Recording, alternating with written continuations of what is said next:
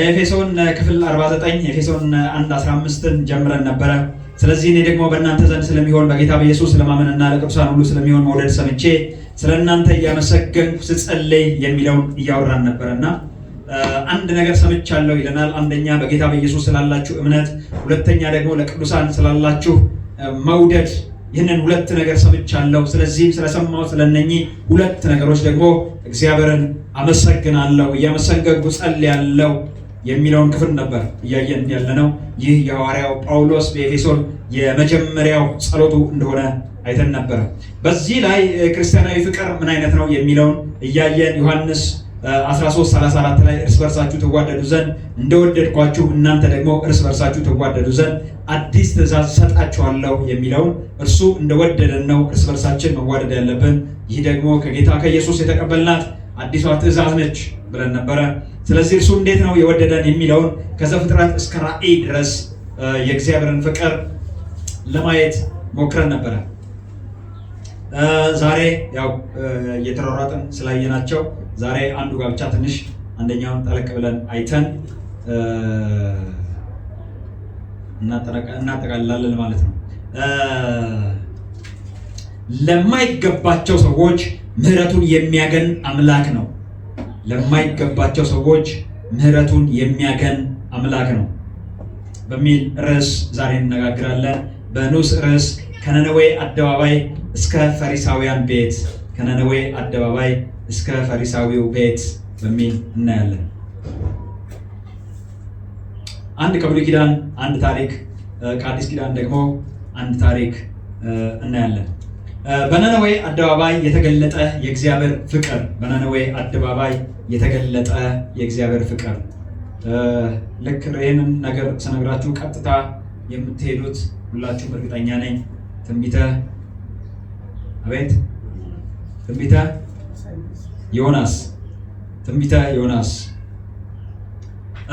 ዮናስ በገሊላ አቅራቢያ ባለች ትንሽዬ ጋትሄፈር የምትባል ከተማ የሚኖር የእስራኤል ነቢይ ነበረ። በዳግማዊ ኢዮርብዓም ዘመን የነበረ ነቢይ ነው። በሁለተኛ ነገሥት 14:15 ላይ የምናገኘው ይሆናል ስለ ዮናስ ማለት ነው። በእስራኤል አገር ነቢይ የነበረ ሰው ነበረ እና ከተነበያቸው አሁን በነገርኳችሁ ጥቅስ ላይ በሁለተኛ ነገሥት 14:15 ላይ ከምታገኟቸው ነገሮች መካከል ከተነበያቸው ትንቢቶች እስራኤል እንደምትስፋፋ ግዛቷ እንደሚሰፋ ተንብዮ ነበረ። ያን ትንቢት ደግሞ በዳግማዊ ኢዮርብዓም ዘመን እንደተፈጸመ እናያለን። ይሄ ኢዮርብዓም ሁለተኛው ኢዮርብዓም ማለት ነው።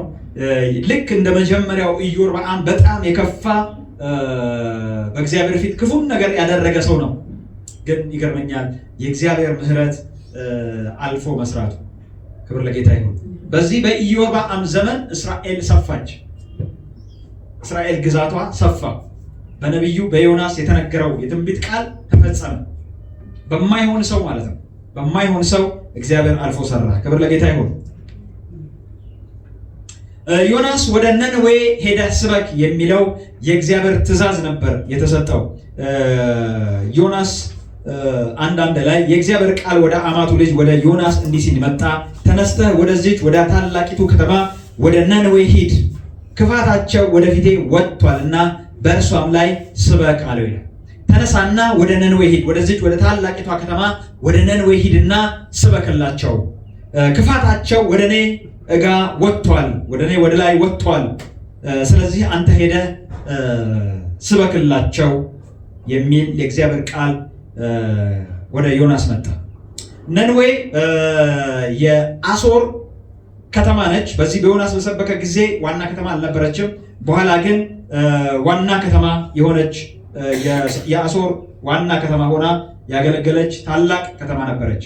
በዚህም ጊዜ ላይ የነነዌ ስፋቷ የ3 ቀን መንገድ ይለዋል። ዮናስ 3:3 ላይ ስትሄዱ የ3 ቀን መንገድ የሚፈጅ ነው ይላል። የነነዌ ስፋቷ ማለት ነው። የከተማው ትልቅነት የ3 ቀን መንገድ የሚያስኬድ ነው ይለዋል። የ3 ቀን መንገድ የአንድ ቀን መንገድ በዛን ጊዜ በነበረው ታሪክ መሰረት የአንድ ቀን መንገድ ከ32 ኪሎ ሜትር እስከ 40 ኪሎ ሜትር ነው የአንድ ቀን መንገድ ብለው የሚጠሩት ማለት ነው። የአንድ ቀን መንገድ ብለው የሚጠሩት ከ32 ኪሎ ሜትር እስከ 40 ኪሎ ሜትር ነው። የሶስት ቀን መንገድ ማለት ከ96 ኪሎ ሜትር እስከ 120 ኪሎ ሜትር ማለት ነው። ከ96 ኪሎ ሜትር እስከ 120 ኪሎ ሜትር የሚሆን የከተማ ስፋት ያላት ነች። ይቺ ከተማ ይሄ ምንድነው የሶስት ቀን መንገድ የሚለው ወይም ከ96 እስከ 120 ኪሎ ሜትር የሚለው የመጽሐፍ ቅዱስ አዋቂዎች ምንድነው እያሉ የሚናገሩት ይሄ ዙሪያዋን ነው፣ ዙሪያዋን እንጂ ከተማዋን እንደዚህ መሀል ለመሀል ሰንጠቃችሁ ስትሄዱ ወይም ዲያሜትሩ አይደለም። ይሄ ዙሪያው ያለ የከተማው ዙሪያ ነው 96 ኪሎ ሜትር ወይም 120 ኪሎ ሜትር ማለት ነው። ይህንን ሳስብ እንደው ለመገመት እንዲያመቸኝ ወደ መሬት ለማውረድ እንዲያመቸኝ አዲስ አበባ ስንት ምን ያክል ተሰፋ ይሆን ብዬ አሰብኩ።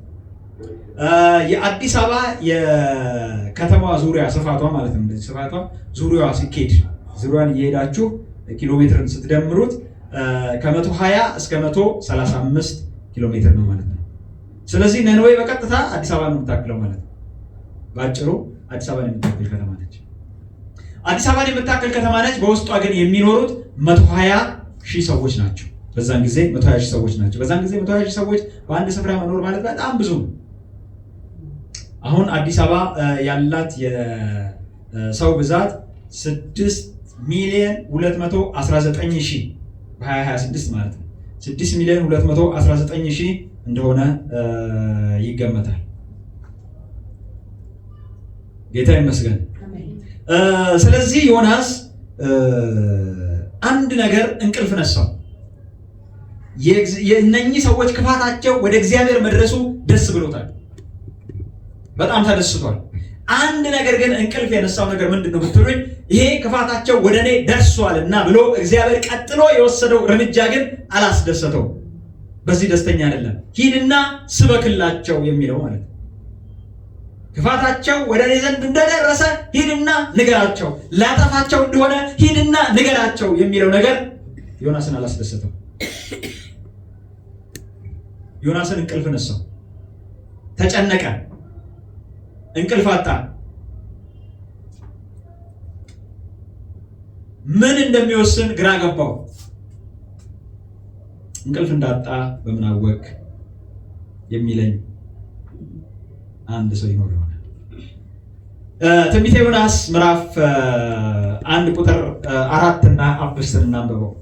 እግዚአብሔርም በባህሩ ላይ ታላቅ ነፋስን አመጣ፣ በባህርም ላይ ታላቅ ማዕበል ሆነ፣ መርከቢቱም ልትሰበር ቀረበች ይላል። ምን ልትል ልትሰበር ምን አለች? ቀረበች ይላል። ልትሰበር ቀረበች። መርከበኞቹም ፈሩ፣ እያንዳንዱም ወደ አምላኩ ጮኸ። መርከቢቱም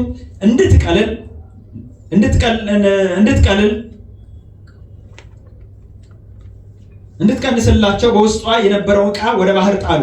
ዮናስ ግን ወደ መርከቡ ውስጠኛ ክፍል ወርዶ ነበረ፣ ከባድ እንቅልፍ ተኝቶ ነበር ይላል። ምን ብሎ ነበር? ከባድ እንቅልፍ ተኝቶ ነበር። መርከቢቷ አሁን ልትሰበር ቀርባለች። ኃይለኛ ነውጥ ነው።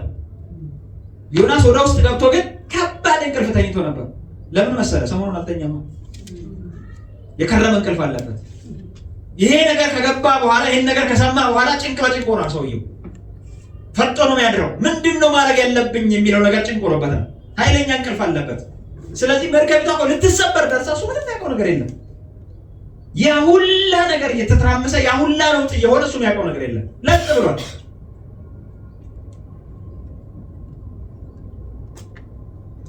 ሌላው ሊሄድ ያሰበው አሁን አንድ ነገር አሰበ።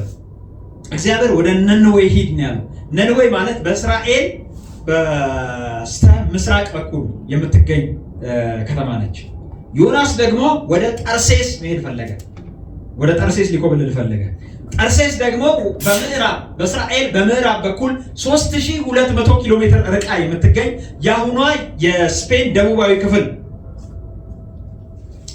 እዛ ነው የምትገኘው ጠርሴስ። 3200 ኪሎ ሜትር ለመሄድ አሰቡ፣ ርቆ ለመሄድ። ልክ ስቴዲየም ጋር አስቡትና እግዚአብሔር ወደ ጦር ኃይሎች ላከው ሲባል እሱ ደግሞ የአያት ታክሲ ያዘ ማለት ነው። በጣም ተቃራኒ የሆነ ነገር ማለት ነው። ወደ ምስራቅ ሄድ ሲባል ወደ ምዕራብ ዞረ። ከዛ ደግሞ 3200 ኪሎ ሜትር ርቆ ሊሄድ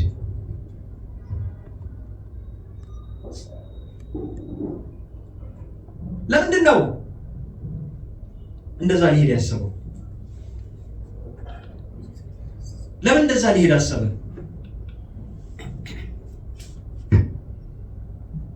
መጽሐፍ ቅዱስ አንድ የሚነግረን ነገር አለ።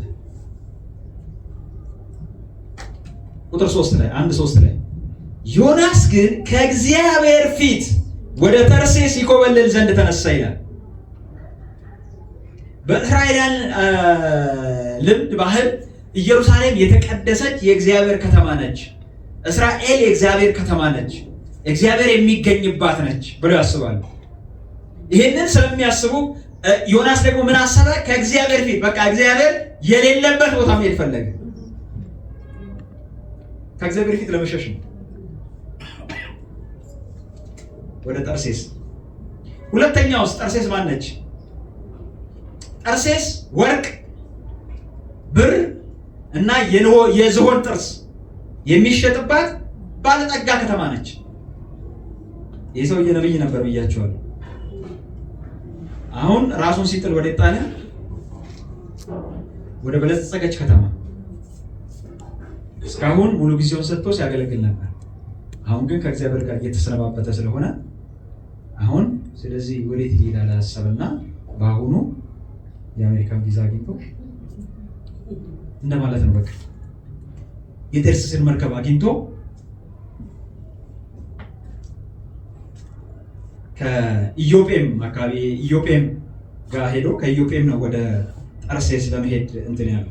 ኢዮጴም ያው በመጽሐፍ ቅዱሳችን ከምናስታውሰው አንዱ ነገሮች መካከል ሄዳችሁ ቆርኔሌዎስ መላእክት አይቶት ሄደህ በኢዮጴ ቤት በኢዮጴ ስምዖን በሚባለው በቁርበት ፋቂው ዘንድ ጴጥሮስ የሚባለውን ስምዖንን አስጠራ ተብሎ መላእክት ተነግሮት ነበረ። እዛ የተቀመጠበት ስፍራ ነበር እና አሁንም ከዚህ ኢዮጴ ጋር መርከቦች የመርከብ ወደብ ነች መጥተው የሚያራግፉበት ማለት ነው። በነገሥትም ላይ ስታዩት እኔ እስከ ኢዮጴ ድረስ አመጣልሃለሁ የሚያስፈልጉትን ዝግባ እንጨቶች ቤተ መቅደሱ ሲሰራ ለሰለሞን እስከ ኢዮጴ ድረስ በመርከብ አስጭኜ አመጣልሃለሁ፣ አንተ ደግሞ ከኢዮጴ ውሰደው ብሎ ከሰለሞን ጋር ይስማሙ ነበር። እያስጫነለት እስከ ኢዮጴ ድረስ ወደብ ስለሆነች በመርከብ እያስጫነለት ያመጣለት ነበር። ከዛ በኋላ ደግሞ ቤተ መቅደሱን ለመስራት ሰለሞን ደግሞ ያንን የዝግባ እንጨቶች ከኢዮጴ ይወስድ ነበር። እግረ መንገዳችሁን በዛው ለማለት ነው። ጌታ የተመሰገነ ይሁን። አንድ ነገር አደረጉ እነኚህ ሰዎች። አሁን ኃይለኛ ነፋስ ስለመጣ፣ ኃይለኛ ወጀብ ስለመጣ፣ ኃይለኛ ማዕበል ስለመጣ ይህ ነገር ለጥፋት ነው ብለው ስላሰቡ ሁሉም ወደ የአምላካቸው ጮሁ ይለናል። እያንዳንዱም ወደ አምላኩ ጮኸ። መርከቢቱም እንድትቀልልባቸው በውስጧ የነበረውን ዕቃ ወደ ባህር ጣሉት። ዮናስ ግን ወደ መርከቡ ውስጠኛ ክፍል ወርዶ ነበረ፣ ከባድ እንቅልፍ ተኝቶ ነበረ። የመርከቡም አለቃ ወደ እርሱ ቀርቦ ምን ነው ተኝተሃል? እንዳንጠፋ እግዚአብሔር ያስበን እንደሆነ ተነስተህ አምላክን ጥራ አለው። ይሄ የመርከቡ አለቃ ነው። የመርከቡ አለቃ የሚናገረው ቃል በቃ ተስፋ እንደተቆረጠ፣ ምንም ተስፋ እንደሌለ፣ ከዚህ በኋላ ተስፋ ካለ የሚገኘው ተስፋ ሊድኑበት የሚችሉበት መንገድ መለኮታዊ ጣልቃ ገብነት ብቻ እንደሆነ አምኗል። ይህ ሰው አይሁድ አይደለም፣ ይህ ሰው እስራኤላዊ አይደለም፣ ይህ ሰው ስለ እግዚአብሔር አያውቅም። ግን መለኮታዊ ጣልቃ ገብነት ካልሆነ በሰው ዘንድ ያለ ነገር አልቋል። ምንድነው የሚለው? እናንብበው። የመርከቡም አለቃ ወደ እርሱ ቀርቦ ምን ነው ተኝተሃል? እንዳንጠፋ እግዚአብሔር ያስበን እንደሆነ። በቃ አንድ ያለው መፍትሄ ከላይ ከታሰብን ነው ልንድን የምንችለው። እግዚአብሔር ያስበን እንደሆነ ተነስተህ አምላክን ጥራ አለ። ክብር ለጌታ ይሁን፣ ክብር ለጌታ ይሁን። አሜን። ይኸውላችሁ ጥበብ፣ ዕውቀት፣ የሰው ችሎታ የሚያስኬደው ድረስ አለ። ያን ነገር ደግሞ የማያሳልፍ ነገር አለ። ይሄ ሰው ያገብቶታል። ይሄ ሰው ያንን ያውቃል። የሱ ጥበብ እስከሄድ ድረስ እንደሆነ ያውቃል። የመርከቡ አለቃ ነው። አዎ። እንደ ሰው ልማድ፣ እንደ ሰው ችሎታ ጥሯል። አዎ። አሁን ግን የመጣው ነገር በሰው ጉልበት፣ በሰው አቅም፣ በሰው ችሎታ፣ በሰው ብልጠት ሊሆን የማይችል ነገር። አሁን ያለው መፍትሄ ወደ እግዚአብሔር መጮህ ነው። ክብር ለጌታ ይሁን። ክብር ለጌታ ይሁን። አሁንም እኔም እንዲያስባለሁ ይህ ወቅት በእግዚአብሔር ፊት የምንጮህበት ወቅት ነው። እኛ ኢትዮጵያውያን በዚህ ሰዓት የምናመልጥበት ወቅት ነው። ወደ እግዚአብሔር እሪ የምንልበት ወቅት ነው። ይሄ በሰው ጥበብ፣ በሰው ችሎታ፣ በሰው ብቃት፣ በሰው ጉልበት የሚሆን ነገር ሳይሆን እግዚአብሔር ራሱ ጣልቃ ሊገባበት የሚገባ ጊዜ ነው። ክብር ለጌታ ይሁን። ክብር ለጌታ ይሁን። መጮህ ካለብን በዚህ ጊዜ ነው መጮህ ያለብን። በእግዚአብሔር ፊት ማልቀስ ካለብን በዚህ ጊዜ ነው ማልቀስ ያለብን። እግዚአብሔር ጣልቃ እንዲገባ ከፈለግን በዚህ ጊዜ ነው መጠየቅ ያለብን። አንድ ጊዜ ወደ ደሴ ሲሄድ እናንተ በደንብ ታውቁታላችሁ እርግጠኛ ነኝ። አንድ ረጅም መሿለኪያ አለ። መኪና መብራት አብርቶ የሚሄድበት ማለት ነው። አቤት ምን ነው ይባላል? አካባቢ የወልዲያ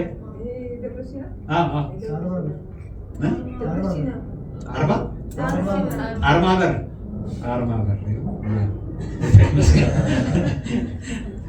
እና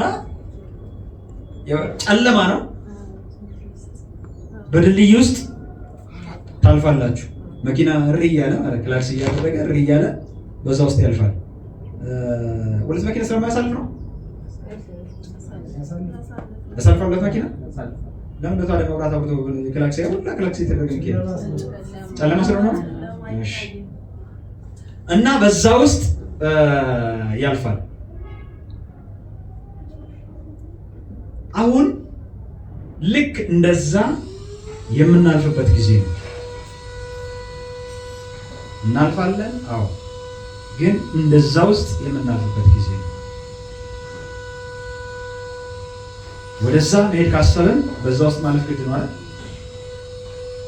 ስለዚህ ወደዛ ለመሄድ አሁንም በዛ ውስጥ የምናልፍበት ወቅት ነው። ይህ ጊዜ ግን ልክ መኪናው መብራቱን እያበራ ክላክስ እየጮኸ እንደሚያልፈው ማለት ነው፣ ያለ ጥፋት ለማለፍ ያንን እንደሚያደርገው እኛም ያለ ጥፋት ለማለፍ መጮህ ይገባናል።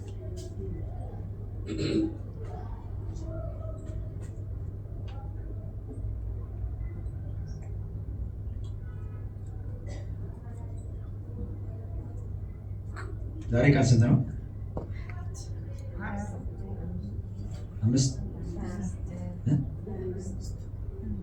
5 የካቲት 25 ዛሬ 25 ጌታ ይመስገን። ቁጥር 8 ላይ ይህ ክፉ ነገር በማን ምክንያት እንዳገኘን እባክህ ንገረን። ስራህ ምንድን ነው? ከወዴት መጣህ? አገርህስ ወዴት ነው? ወይስ ከማን ወገን ነህ አሉት ይላል። እርሱም እኔ ዕብራዊ ነኝ አለ። ጌታ ይመስገን። ክብር ለጌታ ይሁን። ምንድን ነኝ አለ? ምንድን ነኝ? እኔ ዕብራዊ ነኝ አለ። ባህሩና የብሱን የፈጠረውን የሰማይን አምላክ እግዚአብሔርን አመልካለሁ አላቸው። እነዚያም ሰዎች እግዚአብሔር ፊት እንደኮበለለ እርሱ ስለነገራቸው አውቀዋልና እጅግ ፈርተው ይህን ያደረገው ምንድን ነው አሉት። ባህሩም ሞገዱም አጥብቀው ያናውጠው ነበርና ባህሩ ከእኛ ዘንድ ጸጥ ይል እንደሆነ ምን እናደርግብህ አሉት። እርሱም የታላቅ ማዕበል በእኔ ምክንያት እንዳገኛቸው አውቃለሁና አንስታችሁ ወደ ባህር ጣሉኝ፣ ባህሩንም ጸጥ ይልላቸዋል አላቸው። ሰዎቹ ግን ወደ ምድር ሊመለሱ አጥብቀው ቀዘፉ ይላል። ወደ ምድር ሊመለሱ፣ አሁን ወደ ተርሴስ ለመሄድ አይደለም፣ አሁን ለመመለስ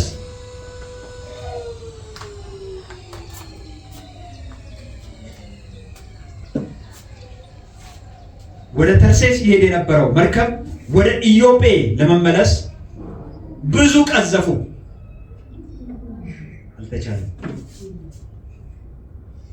የነበሩበት ለመመለስ እኮ ነው። እዛ ጋር ተመልሰው እሱን ለማውረድ ነው እቅዳቸው። እሱ ካወረዱ በኋላ ተመልሰው ደግሞ እንደገና ሊሄዱ ነው። አልተቻለም። አንዳንድ ጊዜ ለካ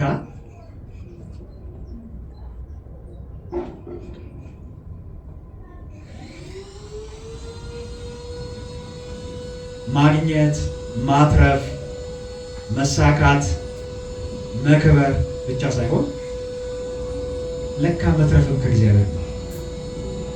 መትረፍም የሚቻለው ለካ እሱ ሲፈቅድ ነው። ትዝ ይላችሁ ባለፈው ስናገር የፈርዖንና ሰራዊቱ በባህር ውስጥ እርስ በርስ ተነካክሶባቸው መመለስ ፈለጉ።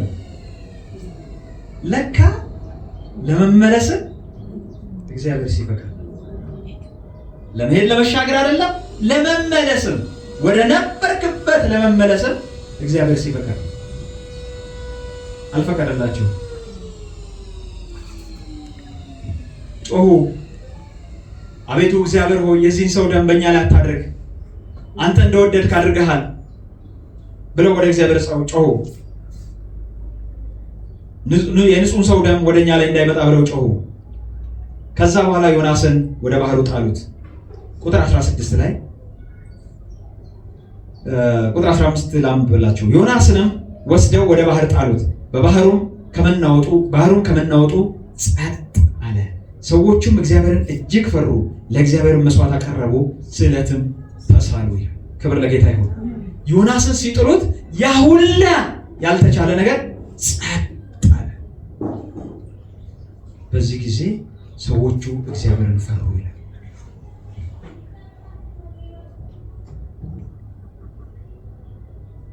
በአንዳንድ ሰው ድካም ራሱ ወንጌል ይሰበካል። ይገርመኛል።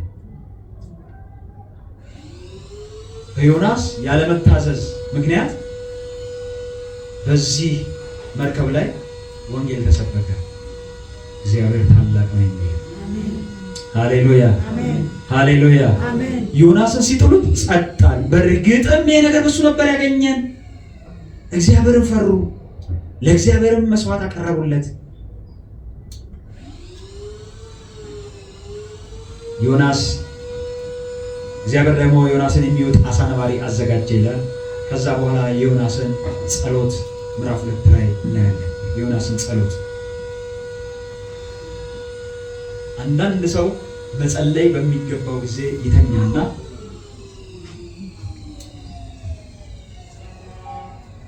በዋጠው ነገር ውስጥ ሆኖ ደግሞ ይጸልያል።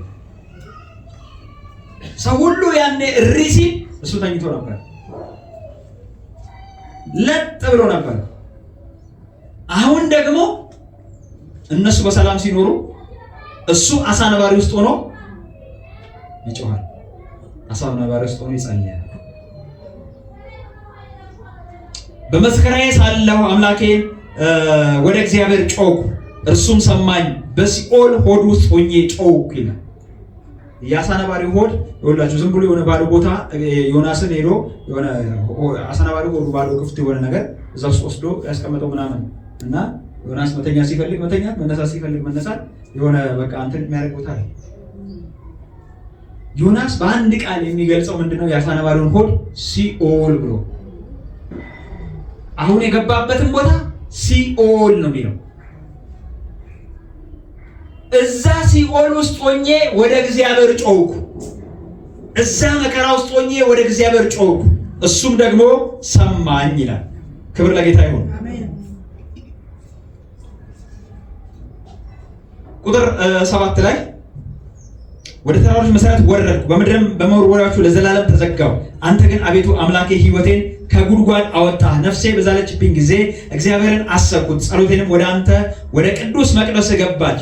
ከንቱነትና ሐሰትን የሚጠብቁ ምሕረትን ትተዋልና፣ እኔ ግን በምስጋና ቃል እሰዋልሃለሁ፣ የተሳልኩትን እከፍላለሁ። ደህንነት ከእግዚአብሔር ዘንድ ነው። ሃሌሉያ። ደህንነት ከማን ዘንድ ነው? ደህንነት ከማን ዘንድ ነው? የሚያድን ማን ነው?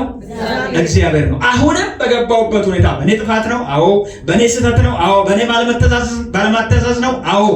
በዚህ ውስጥም ግን ከዚህም ሊወጣ የምችለው በእግዚአብሔር ነው።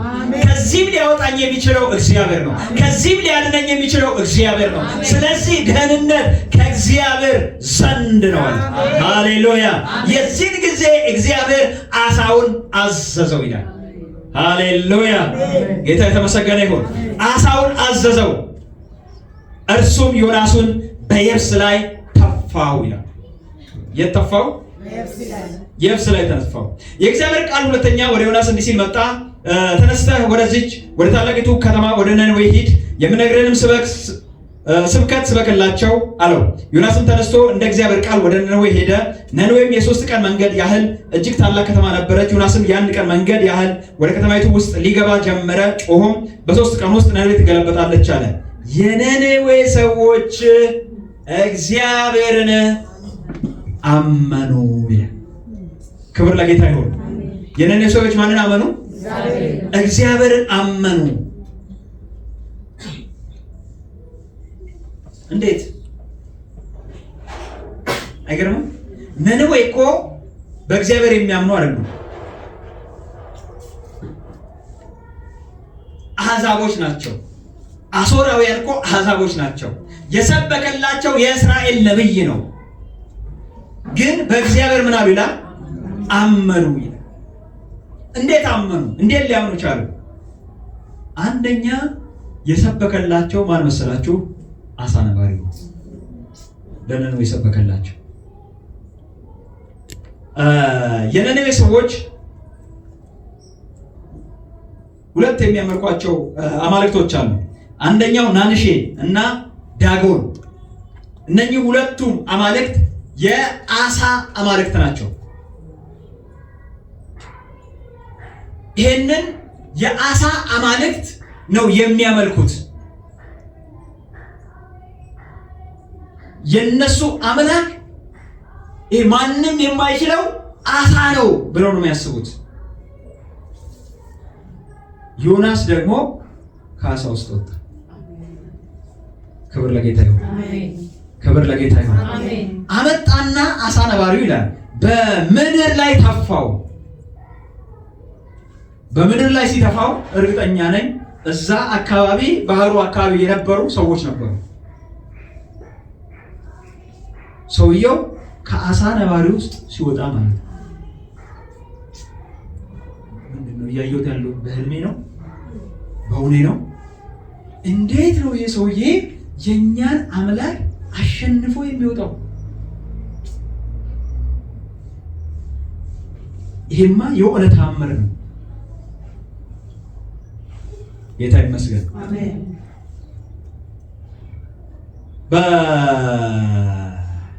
በሉቃስ 11:30 ላይ ኢየሱስ አንድ የተናገረው ነገር አለ። ዮናስ ለነነዌ ሰዎች ምልክት እንደሆናቸው እንዲሁ ደግሞ የሰው ልጅ ለዚህ ትውልድ ምልክት ይሆናል ይላል። ዮናስ ለነነዌ ሰዎች ምልክት እንደሆናቸው እንዲሁ የሰው ልጅ ደግሞ ለዚህ ትውልድ ምልክት ይሆናል። ለነነዌ ሰዎች ምልክት የሆናቸው ራሱ ዮናስ ነው። 3 ቀንና ሌሊት በአሳ ነባሪ ውስጥ አድሮ ከዛ በኋላ ከአሳ ነባሪው ሲወጣ ሲያዩት ይሄ በእርግጥም ኃያል አምላክ ነው። ክብር ለጌታ ይሁን። ይሄ ሰውዬ በእርግጥም እግዚአብሔር ልኮታል። አሁንም ለእናንተ ደግሞ ምልክት የሚሆንላችሁ አላቸው ኢየሱስ። እንዲሁ የሰው ልጅ ደግሞ ከሞት ሲነሳ ዮናስ ከአሳ ነባሪ ውስጥ እንደወጣ እሱ ኢየሱስ ደግሞ ከሞታን ሲነሳ ለእናንተ ምልክቱ እሱ ነው።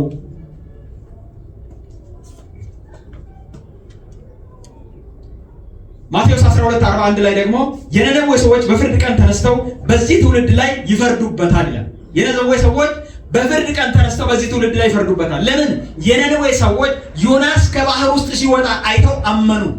እናንተ ግን እኔ ከሙታን ስነሳ እያያችሁ ስለማታምኑ ስለምትክዱ እነኛ የነነዌ ሰዎች እንዴት አላመናችሁም ብለው ይፈርዱባችኋል በዛ በፍርድ ቀን ይላችኋል። ሁለተኛው ምክንያት እንዴት ሊያምኑ ቻሉ? ሁለተኛው ምክንያት አሦራውያን በስለላ በጣም የታወቁ ሰዎች ናቸው። የታወቁ ሰላዮች አሏቸው። ስለዚህ በዙሪያቸው ያሉትን አገሮች ድካሞቻቸውን፣ ጥንካሬዎቻቸውን በሙሉ ያውቃሉ። የእስራኤልን ምድር ሲበረብሯት እነኚህ ሰላዮች ሲሰልሏት በእስራኤል ምድር አንድ የተገኘ ብርቱ ነገር አምላካቸው። እስቲ አሜን፣ እስቲ አሜን። ክብር ለጌታ ይሁን። ጠላት መጥቶ ሲፈትሽ አምላክ ይታይ። ጠላት አንተን ሲሰልልህ የሚታይልህ እግዚአብሔር ይሁን፣ የሚያገኘው እግዚአብሔር ይሁን። ጠላት አንተን መጥቶ ዙሪያህን ሲዞር የሚያገኘው የሚያሸተው ነገር ቢኖር እግዚአብሔር ይሁን። ክብር ለኢየሱስ ይሁን። ሰይጣን መጣና አንድ ጊዜ ባለፈው እንደነገርኳችሁ ምድርን ዞሬ መጣሁ አለ። ኢዮብን አየኸው ወይ አለ። ስለ ኢዮብማ ያየሁት ያንተን ክለላ ነው። እስቲ አሜን። ስለ ኢዮብማ ያየሁት ያንተን ጥበቃ ነው። ስለ ኢዮብማ ያየሁት አንተ የጋረድከውን ነው።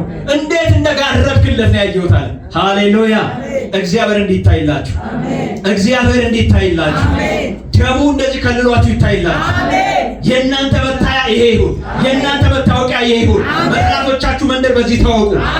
ሃሌሉያ!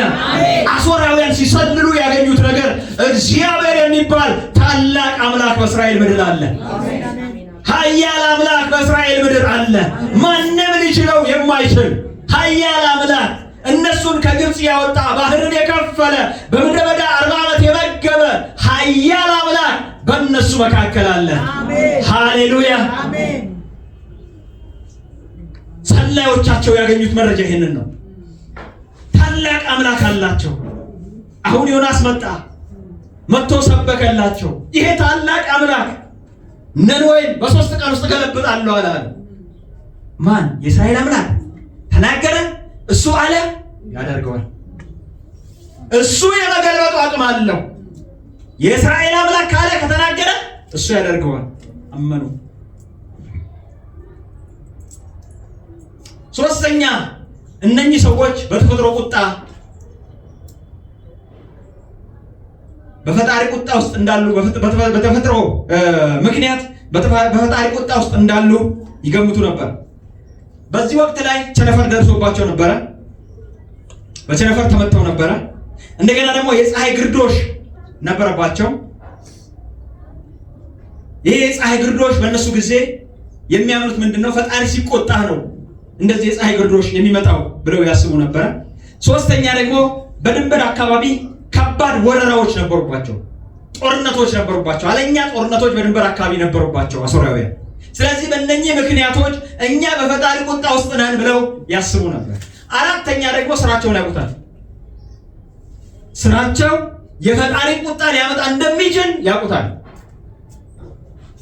ስለዚህ ፈጣሪ ተቆጥቷቸዋል፣ ሊያጠፋችሁ ነው ሲባሉ አመኑ፣ በእግዚአብሔር አመኑ። ክብር ለጌታ ይሁን። ሲያምኑ ምን አደረጉ ነው? ለጾም አዋጅ ነገሩ ይላል። ለምን? ክብር ለጌታ ይሁን። ለጾም አዋጅ ነገሩ። ከታላቁ ጀምሮ እስከ ታናሹ ድረስ ማቅ ለበሱ። ወሬውም ወደ ነነዌ ንጉሥ ደረሰ። እሱም ከዙፋኑ ተነስቶ መጎናጸፊያውን አወለቀ፣ ማቅም ለበሰ፣ በአመድም ላይ ተቀመጠ፣ አዋጅም አስነገረ ይላል። መጀመሪያ ወደ ህዝቡ ሲሰሙ ህዝቡ ለጾም አዋጅን አወጁ። ጾም ጸሎት አወጁ። ከታላቅ እስከ ታናሽ ድረስ ጾም ጸሎት አወጁ። ይሄ ነገር ደግሞ ወደ ንጉሱ ጋር ገባ።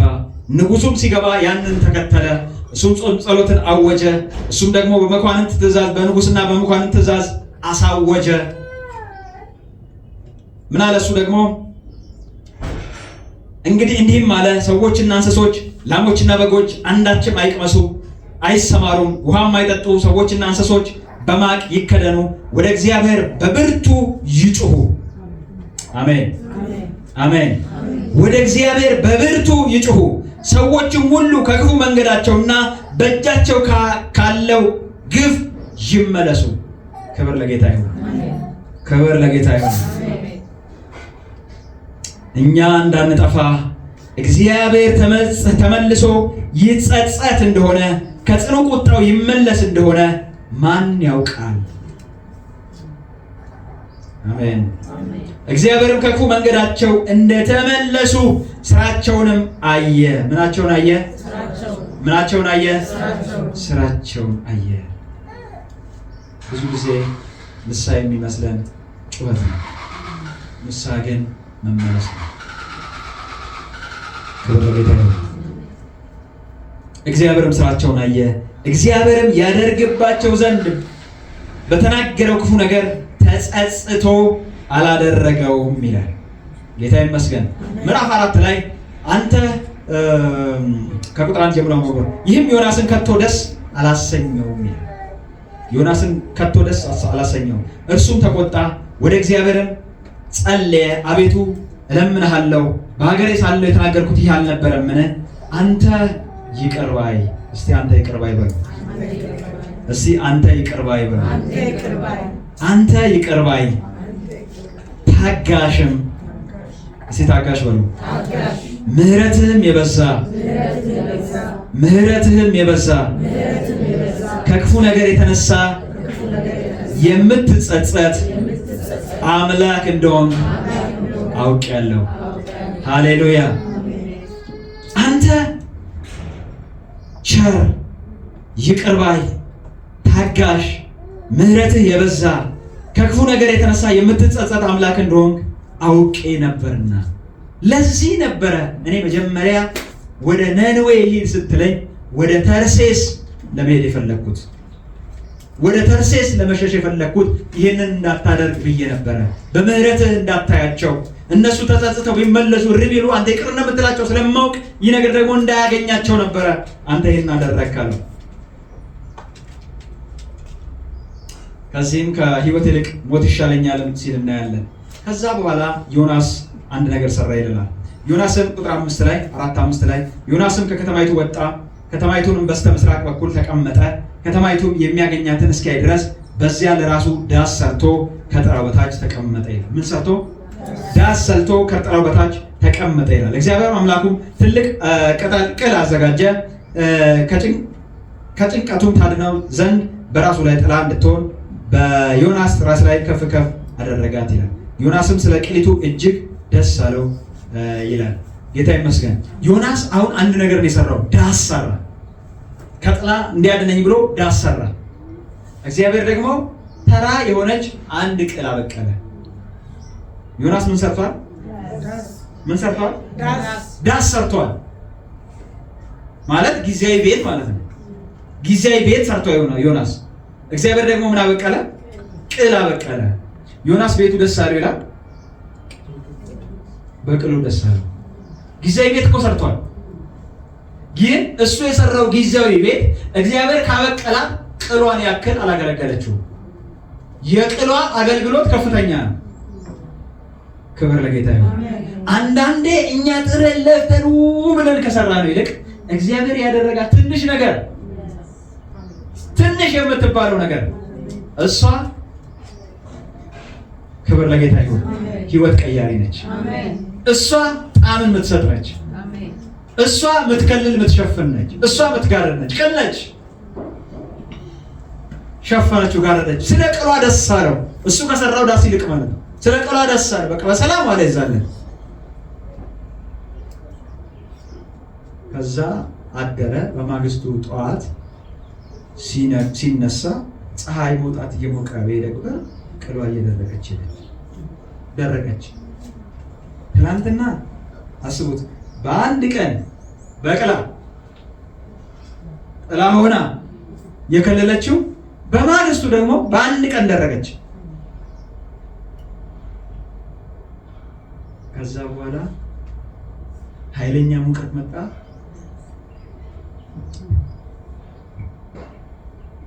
ምን ይላል? ፀሐይም በወጣ ጊዜ እግዚአብሔር ትኩሳትን የምስራቅ ነፋስን አዘጋጀ። ዮናስም እስኪዝል ድረስ ፀሐይ ራሱን መታው፣ ለራሱ ሞትን ፈለገ። ከህይወት ሞት ይሻላል አለ። ከህይወት ሞት ይሻለኛል አለ። አሁን ደግሞ እግዚአብሔር መጣ። እንዴ ስለዚህ ቅል ትማረራለህ እንዴ አለ። አንድ ቀን በቅላ በደሞ በማግስቱ በአንድ ቀን የደረቀች ውሃ አላጠጣህ፣ አልተከልክ፣ አልኮተኮት፣ አንድ ቀን ነው የበቀለችው። የደረቀችው ደግሞ አንድ ቀን ነው። ስለሷ ትቆጣለህ እንዴ አለ። እስከ ሞት ድረስ አለ። እስከ ሞት ድረስ ነው የምቆጣው ነው። ይቺ ቁጣ ነች እንዴ? እስከ ሞት ይቆጣል። አየህ አለው። አንተ ላልሰራህበት፣ ላላረስክበት፣ ላልኮተኮትክበት፣ ላልተከልካት፣ ላላጠጣሃት፣ ላልተንከባከብካት ቅል እንዲህ ከሆንክ አለው ይሄ ህዝብ አለ ግራና ቀኙን የማያውቅ። እስቲ አሜን ወይ? ክብር ለጌታ ይሁን።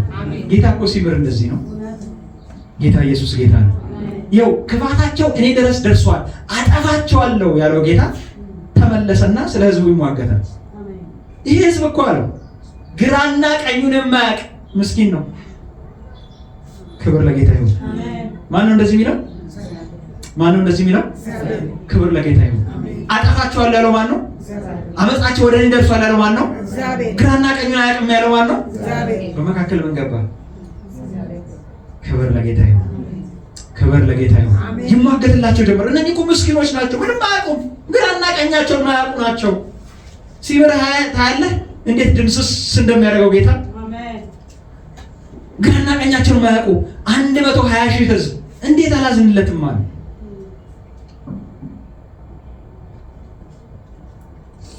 ጌታ ኢየሱስ ጌታ ነው። እግዚአብሔር ምህረት ለማይገባቸው ምህረትን የሚያደርግ አምላክ። እንደ ዮናስ እነኚህ ሰዎች ምህረት አይገባቸውም። እንደ ዮናስ እነኚህ ሰዎች ሊጠፉ ይገባቸዋል። እንደ ዮናስ እነኚህ ሰዎች ሊደመሰሱ ይገባቸዋል። ክብር ለጌታ ይሁን። ክብር ለጌታ ይሁን። እግዚአብሔር ደግሞ እንደ እግዚአብሔር እነኚህ ሰዎች ከተመለሱ ምህረት ይገባቸዋል። ከተመለሱ ሊድኑ ይገባቸዋል። ከተመለሱ የእግዚአብሔር ፍቅር ይገባቸዋል። ይገርማቸዋል። አሕዛብ ናቸው። ምንድን ናቸው? አሕዛብ ናቸው። እኛ የተለየን ህዝብ ብለው የሚያስቡት እስራኤሎች እነሱ አይደሉም። እነኚህ ሰዎች አሕዛብ ናቸው። ታሪኩ የብሉይ ኪዳን ታሪክ ነው። በብሉይ ኪዳን ጊዜም እግዚአብሔር ለአሕዛብም ግድ ይለዋል። እግዚአብሔር ለአሕዛብም ይራራል። ስለ አሕዛብም እግዚአብሔር ምህረት አለው። ሃሌሉያ ሃሌሉያ። አንዲትን ሴት ደግሞ እናገኛታለን ከአዲስ ኪዳን። አንዲትን ሴት ማቴዎስ 26 ከ6 እስከ 16፣ ማርቆስ 14 ከ1 እስከ 11፣ ሉቃስ 7 ከ36 እስከ 50፣ ዮሐንስ 12 ከ2 እስከ 8 ስለ አንድ ታሪክ ይናገራል።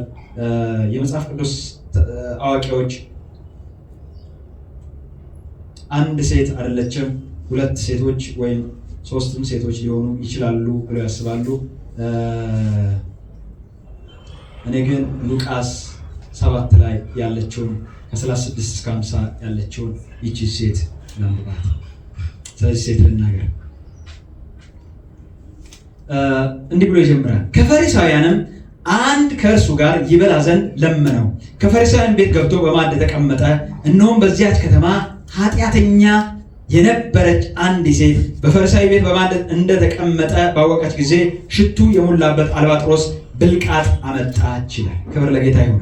ስለዚህ ታሪክ ነው። ይህን ታሪክ በደንብ እንደምታውቁት እርግጠኛ ነኝ። ይህን ታሪክ በማቴዎስ 26 ከ6 እስከ 16፣ ማርቆስ 14 ከ1 እስከ 11፣ ሉቃስ 7 ከ36 እስከ 50፣ ዮሐንስ 12 ከ2 እስከ 8 ሁሉም ወንጌል ላይ እናገኘዋለን። 4ቱም ወንጌል ላይ ተጠቅሶ እናገኘዋለን።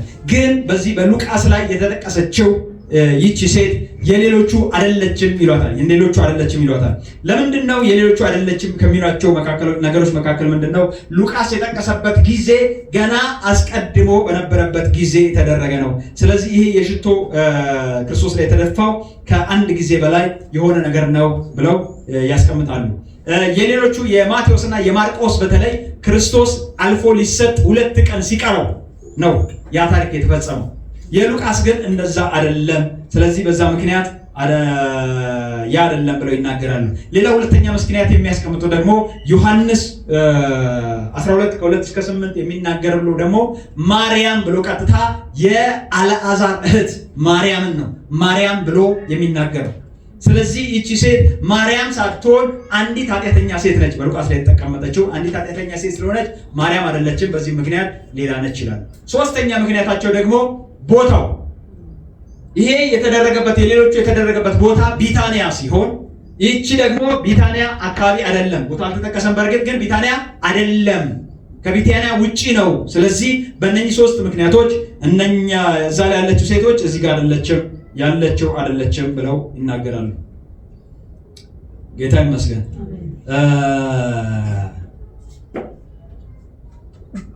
ሌሎች ክፍሎች ላይ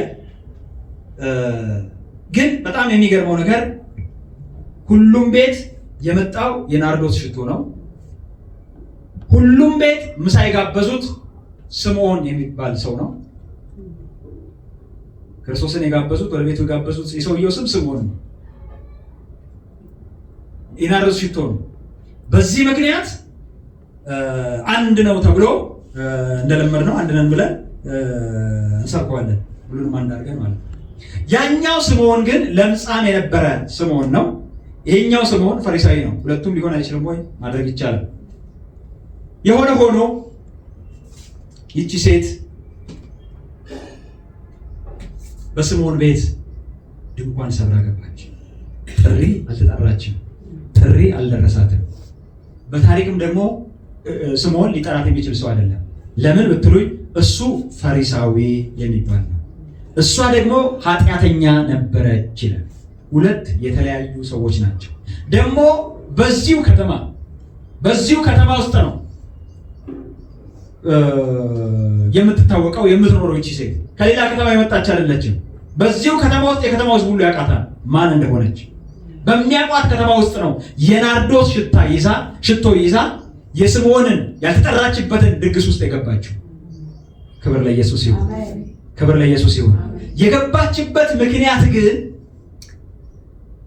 ምግብ ለመብላት ሳይሆን አምላኳን ፈልጋ ኢየሱስን ፈልጋ ነው። ጌታ ኢየሱስ ጌታ ነው። እንደዚህ ይላል ታሪኩ። መጣችና ከበስተኋላው ቆመች ይላል።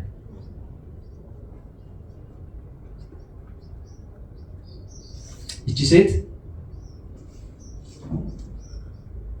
አስቡ፣ አመንዝራ ሴት ነች፣ ወይም እኛ ሴተኛ አዳሪ ብለን እንደምንጠራው እንደዛ አይነት ሴት ነች። ይቺ ሴት ለሷ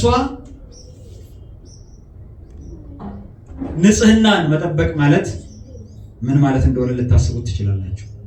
ለሷ መልኳን መጠበቅ ማለት ምን ማለት እንደሆነ ልታስቡት ትችላላችሁ። ለሷ መኳኳል ማለት ምን ማለት እንደሆነ ልታስቡት ትችላላችሁ። ለሷ ሽቶ ማለት ምን ማለት እንደሆነ ልታስቡት ትችላላችሁ። ክብር ለጌታ ይሁን። ይህቺ ሴት መጣችና በክርስቶስ በኋላው ጋር መቆም አይደለም፣ ከዛ በኋላ ሰገደችለት። ክብር ለኢየሱስ ይሁን። ክብር ለኢየሱስ ይሁን። ከዛ በኋላ ከእግሩ በስተኋላ ሆና በእንባዋ እግሩን ታረሰው ጀመረ። በአይሁዳውያን ባህል አንዲት ሴት ትሸፋፈናለች። ይህቺ ሴት የተሸፈነውን ፀጉሯን አውጥታ በእንባዋ ያራሰችውን ያንን እግር ታብሰው ጀመረ። ክብር ለኢየሱስ ይሁን። ክብር ለኢየሱስ ይሁን። ክርስቶስም ዝም አላት። ስምዖን ጥያቄ አነሳ። ይህቺ ሴት የምትዳስሰው ሴት ማን መሆኗን ቢያውቅ ኖሮ፣ የሰው ነብይ አይደለም እንጂ ነብይ ቢሆን ኖሮ ማን እንደሆነች ቢያውቅ ኖሮ ይህንን ባላደረገ ነበረ፣ እንዲህ ባልፈቀደላት ነበረ። ለምን? ሴትዮዋ የታወቀች ነች። ስምዖን ያውቃታል። በደንብ የታወቀች ሴት ነች። ክርስቶስ ግን ከሌላ ቦታ ስለመጣ ስላላወቃት ይህን አደረገ። ይህን ነብይ አይደለም፣ ራሱ ጋብዞት ግድ ብሎት አምጥቶት በቤቱ ነብይ አይደለም የሚል ድምዳሜ ላይ ደረሰ። በሌሎች ክፍሎች ላይ እንደውም የተጠቀሰው ስምዖን ለምጻሙ ስምዖን ተፈውሶ ነው፣ ክርስቶስ ፈውሶት ነው ከዛ በኋላ ለክርስቶስ ግብዣ ያደረገው ይባላል። ለምን? ለምጻም ከሰው ጋር አይቀላቀልም አይደል? አሁን ግን ለምጻሙ ተብሎ እንደ ስም ቅጥያ እንደ ታሪክ ተነሳ እንጂ አሁን ስለተፈወሰ ድግሱን ለቤቱ ደግሶ ህዝብን መጥራት ጀምሯል። ክብር ለጌታ ይሁን። ከማ የተነሳ ክብር ለጌታ ይሁን። ቀላቅሎት ከሰው ጋር ደባልቆት ማለት ነው። ጌታ ይመስገን። ከዛ ይቺ ሴት ለሷ ከዚህ በፊት አይኗን ስትኳኳል የነበረችው ሴት አሁን ታለቅስ ጀመረ። አሁን ታነባበት ጀመረ። አሁን ለጽዳቷ የምትጠነቀቀው ሴትዮ እዛ አቧራ ላይ እንደኛ ሴራሚክ ምናምን እንዳትጠብቁ አቧራ ቤት ላይ ትንከባለል ጀመረ። ክብር ለጌታ ይሁን። ስምዖን ሆይ አለው። ስምዖን ሆይ እስቲ አንድ ጥያቄ ልጠይቅህ አለው። ሁለት ሰዎች ነበሩ፣ ሁለት ተበዳሪዎች ነበሩ። አንደኛው 500 ዲናር ተበድሯል፣ አንደኛው ደግሞ 50 ዲናር ተበድሯል። አበዳሪው ሰውዬ ለሁለቱም ተወላቸው። በጣም የሚወደው ግን የትኛው ነው አለ። ብዙ የተተወለት 500 ዲናር የተተወለት ሰውዬ እሱ ነው የሚወዳቸው። እውነት ፈርድሃል። ይህቺ ሴት አየሃት አለ። ከገባች ጀምራ ከገባች ጀምራ ወደ ጌታ ከመጣች ጀምራ እኔን ካገኘች ጀምራ ሃሌሉያ ወድቃ እየሰገደች እያለቀሰች በእንባ እግሬን እያራሰች እያጠበች በፀጉሯ እያበሰች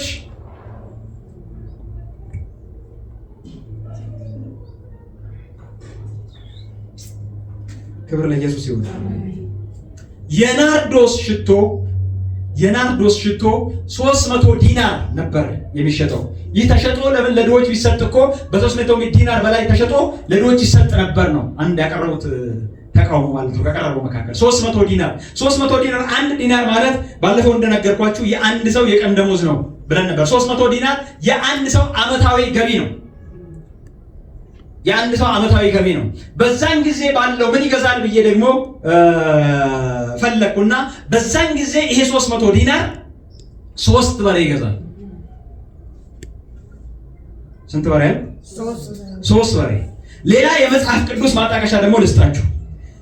5000 ሰው ተሰበሰበና እናንተ የሚበሉትን ስጧቸው ሲለው ፊልጶስ ምን አለ?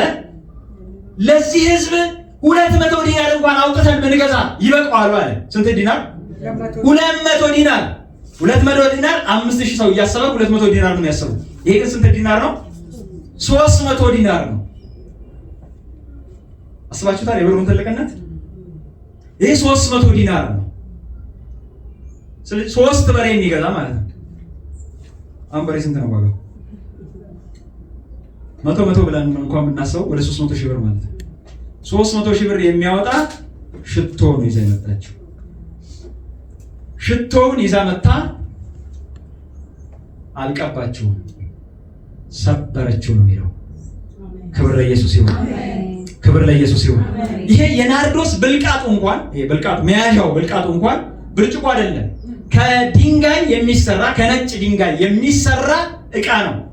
ውድ ነው ዕቃው ራሱ። ሽቶ አይደለም፣ ዕቃው ራሱ ውድ ነው። ያ ዕቃ ከዚህ በኋላ ለጌታ ከሆነ በኋላ ለሌላ ሄዶ እንዳይሆን አርጋ ሰበረችው። ክብር ለኢየሱስ ይሁን። ክብር ለኢየሱስ ይሁን። ሌሎች ክፍሎች ላይ ምኑ ላይ አፈሰሰች ነው የሚለው? ራሱ ላይ አፈሰሰች ነው የሚለው። ከዚህ ከሉቃስ ውጪ ያሉት ክፍሎች ላይ የሚለው ራሱ ላይ አፈሰሰች። ራስ ላይ ማፍሰስ ማለት ምን ማለት ነው? አንተ የኔ ንጉስ ነህ። ሃሌሉያ! የኔ ንጉስ አንተ ነህ ማለት ነው። ክብር ለኢየሱስ ይሁን። ክብር ለኢየሱስ ይሁን። እዚህ ክፍል ላይ ደግሞ ምን አለ ይላል? ወስዳ እግሩ ላይ ደፋቸው። ሃሌሉያ! ሃሌሉያ! ክብር ለኢየሱስ ይሁን። እስከ ዛሬ ድረስ ለኔ ውድ የነበረ ንጽህናዬ ላንተ ይበረከካል። አሜን። እስከ ዛሬ ድረስ ለኔ ውድ የነበረ መኳኳሌ ላንተ ያለቅሳል። አሜን።